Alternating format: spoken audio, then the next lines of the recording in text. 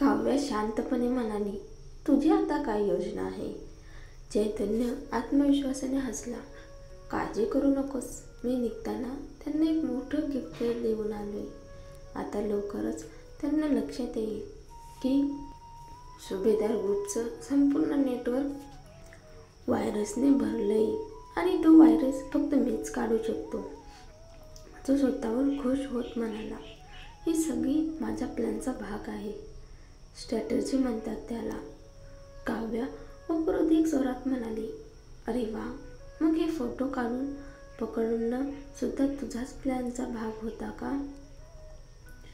चैतन्य अवघडून गप्प झाला. नंतर चेहऱ्यावर गंभीर भाव आणून म्हणाला, किमान आयशासमोर तर माझं इज्जत ठेव. आयशा सोफ्यावर बसून हसत म्हणाली, चैतन्य, तुझी इज्जत माझ्यासमोर आधीच गेली, त्यामुळे अजून ठेवायची गरज नाही. काव्याला अचानक एक शंका आली. ती म्हणाली, तू नेहमी म्हणतोस ना की तुझा मोठा भाऊ विकृत आहे, तर जर त्याने हे सगळं न्यूज बघितलं आणि रागाच्या भरात जीवावर उठला तर तो अस्मितेला. चैतन्य अक्षरशः उडाल्यासारखा उठला. अरे देवा, हे मी विसरलो कसं? नाही, मला लगेच परत जावं लागेल. मला तिला लगेच घेऊन यावं लागेल. आता ती उघड झाली, लपवायचं कारणच नाही. मी आता तिला सरळ पळवून आणतो. काव्याने त्याचा हात धरला. अरे थांब, इतका उतावळा होऊ नकोस. आधी नीट विचार करूया. हो, आठवलं, लवकरच क्रूज इव्हेंट आहे. मी बघितलं की सुभेदार कुटुंब त्यात सहभागी होणार आहे. मग आपण तिकडे शिरण्याचा मार्ग शोधूया. पण सुभेदार फॅमिली मला कधीच आत येऊ देणार नाही, चैतन्य नाखुशीने म्हणाला. काव्या निर्धाराने म्हणाली, जाऊ दे, जर उघडपणे नाही तर लपून जाऊ, घाबरायचं कसंच. चैतन्याने मान हलवली. दरम्यान शिवाय रुद्रच्या ऑफिसमध्ये आला. काय चालले? एवढे दिवस ऑफिसमध्ये बसलाय, फोनही उचलत नाहीस. आणि हो, एक क्रूज इव्हेंट आहे, जायचं का? तुला कित्येकदा सांगितलंय, हा चांगला मोका आहे. रुद्र निर्विकार स्वरात म्हणाला. नाही, माझ्याकडे अजून खूप काम आहे. वेळच नाही. वेळ नाही की मूड नाही. मी तुला आत्ताच पाहिलं. चेहरा काहीसा उदास वाटला. अरे थोडं रिलॅक्स हो. मी लिस्ट पाहिली होती, त्यात ना चैतन्य होता ना काव्या. म्हणजे तुला ते दोघं भेटणार नाहीत. पण न्यूज बघितलीस का? चैतन्य अजूनही तसाच आहे. वेडेपणा. अस्मितेशी गुप्त भेटल्यामुळे त्याला सुभेदार फॅमिलीमधून बाहेर फेकलं. बघूया काव्य त्याला आता सोडते का नाही. रुद्र थंड आवाजात म्हणाला, काव्याच्या बातम्यांचा माझ्याशी काही संबंध नाही. अरे वा, म्हणजे परत भांडणं झाले? शिवायने विचारलं. रुद्रने मान हलवली. नाही, फक्त मला असं वाटतं की मी फारच स्वार्थी ठरलो आणि या परिस्थितीला कारणीभूत आहे. पण हे पुढे सुरू राहू शकत नाही. हे कुणाच्याही फायद्याचं नाही. मी काव्याला मोकळं सोडू शकतो, पण दुसरीकडे साक्षीची काळजी घ्यायला हवी. मी इतका स्वार्थी राहू शकत नाही. शिवाय दचकला. म्हणजे तू काव्याला पूर्णपणे सोडून देतोयस? रुद्र गंभीरतेने म्हणाला. तिला नेहमी माझ्यापासून पळायचे. तिच्या मनात माझ्याबद्दल खरंच काही नाही.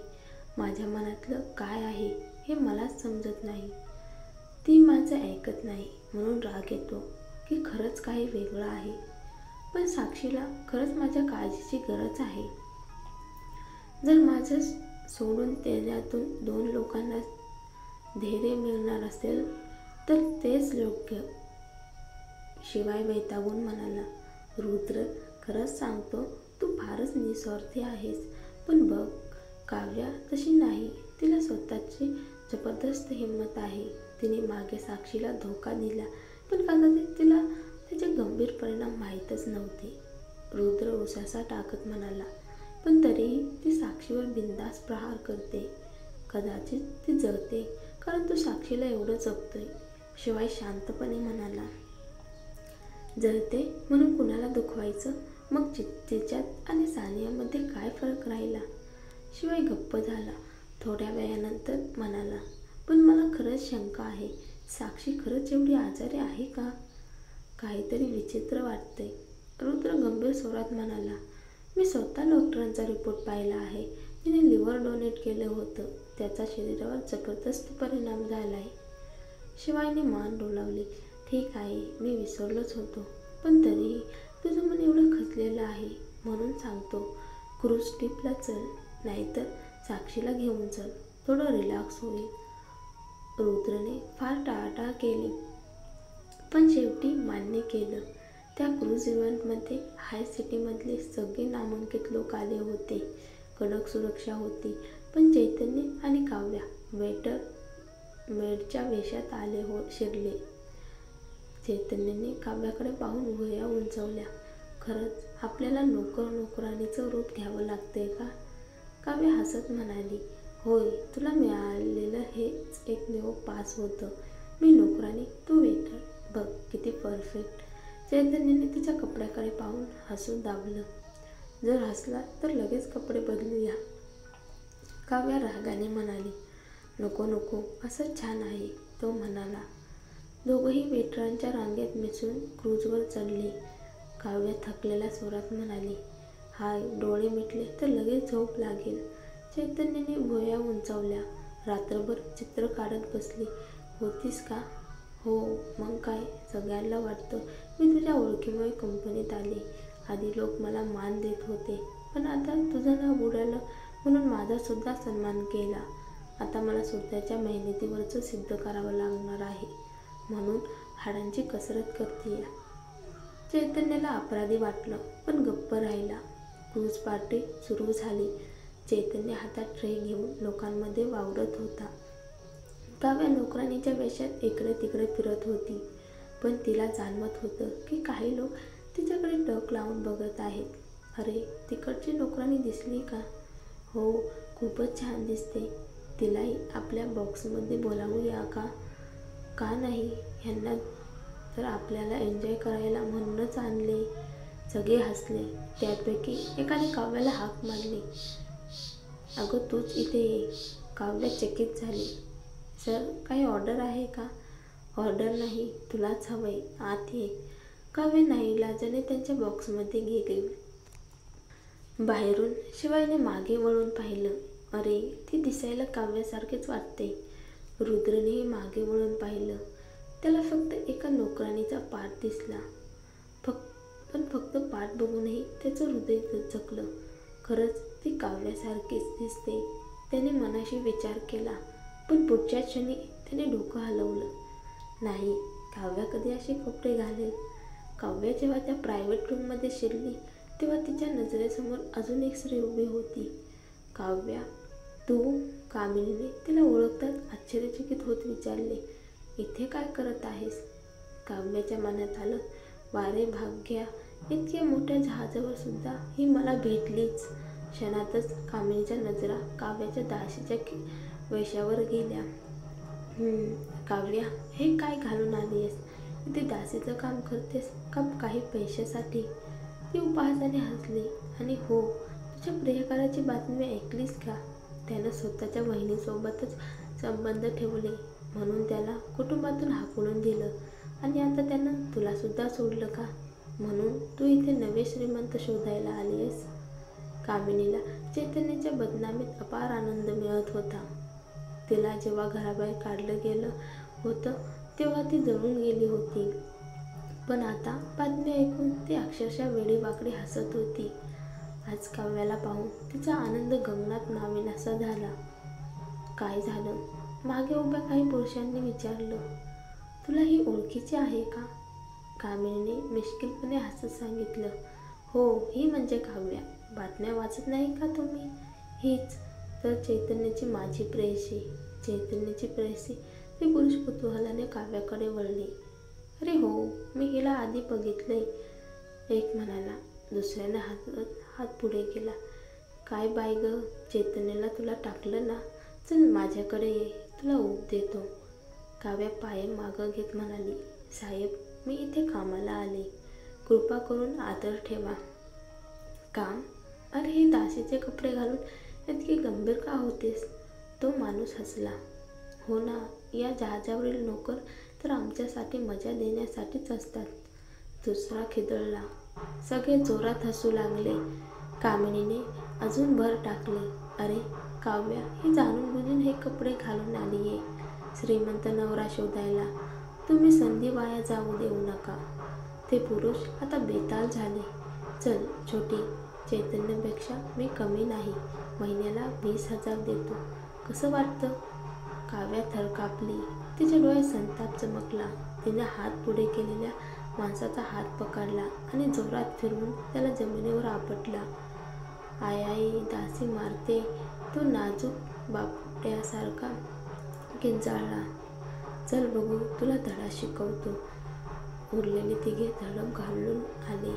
काव्या तिरके हसली. स्वतःचं नुकसान मागता तर मी कसली दया दाखवू. क्षणातच तिने एका माणसाला लाथ मारून दूर फेकलं. दुसऱ्याच्या चेहऱ्यावर ठोसा बसला. रूममध्ये आरडाओरडा सुरू झाला. कामिनीच्या डोळ्यात थक्कपणा उमटला. ही काव्या, हिला तर मी कधी इतकी ताकदवान पाहिलीच नाही. काव्या कामिनीकडे वळली. आता काय, उरलीस फक्त तू. कामिनी मागे सरकत घाबरून म्हणाली, तू लोकांना इथे मारलीस. तुला वाटतं का तुला जहाजावरून बाहेर टाकणार नाहीत? मग तुझे श्रीमंत स्वप्नही भंगतील. काव्या थोडी दचकली. खरंय, मी इतक्या लवकर पकडली जाऊ नये. कामिनीने तिच्या संभ्रमावर हसत टोमणा मारला. खरंच इथे श्रीमंत शोधायला आलीस ना? हे आवडले नाहीत तर सांग मला, मी तुला अजून मोठे लोक दाखवते. तुझं रूप पाहून तर ते वेडे होतील. काव्या रागाने म्हणाली, बस, माझ्या आयुष्यात नाक खुपसू नकोस. तू मला पाहिलंच नाही असं समज. कामिनीने चेहऱ्यावर कुटील हास्य आणलं. ते कसं शक्य आहे? तुला हे लोक सोडणार नाहीत. पण एक मार्ग आहे. जर तू आत्ता माझ्या पायाला हात लावून माफी मागितलीस, माझे बूट चाटलेस, तर मी तुला वाचवेन. काव्याने तिरस्काराने म्हटलं, घाणेरडं आहेस तू. मी असं कधीच करणार नाही. तू काव्या धाडस करतेस माझ्या विरुद्ध? थांब, मी तुला. कामिनी तिच्यावर झडप घालणार इतक्यात दार जोरात उघडलं. समोर उभा होता रुद्र. कामिनी थबकली. तो पण जहाजावर.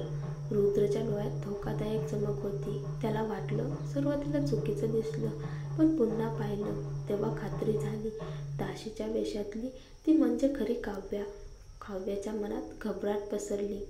तो इथे काय करतोय? तो पुढे आला. तिचा हात घट्ट पकडून तिला बाहेर खेचत म्हणाला, चल बाहेर. काय करतोयस? सोड मला. रुद्र. ती धडपडली. शिवाय मागोमाग आला आणि मनोमन शिव्या घातल्या. त्याला रिलॅक्स करायला आणलं होतं आणि इथे पुन्हा गोंधळच. आत कामिनी खुशीत बुडाली. काव्या रुद्रच्या नजरेत सापडली. अरे बा, आज तर नशीब माझ्यावर खुश आहे. रुद्रनं तिला थेट आपल्या खास रूममध्ये ओढून नेलं.